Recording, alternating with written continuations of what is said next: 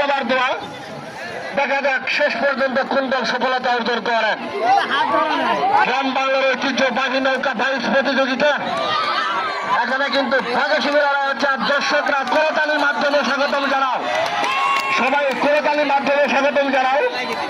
খেলা কিন্তু ভাগাসিংহের লড়াই হচ্ছে, দেখতে পাচ্ছেন শিয়ানে শিয়ানে টক্কর হচ্ছে। মা বাবার দোয়া বনাম পাগলা নৌকা আমরা কিন্তু ইতিমধ্যে দেখতে পাচ্ছি মা বাবার দোয়া অনেকটা এগিয়ে। খেলা কিন্তু খেলার গতিতে চলবে। শুরু হয়ে গেল গ্রাম বাংলার ঐতিহ্যবাহী নৌকা বাইশ প্রতিযোগিতা। মা বাবার দোয়া কিন্তু অনেকটা এগিয়ে, তার বাউন্ডারি করলে কিন্তু নৌকার বাতিল বলে ঘোষণা করা হবে।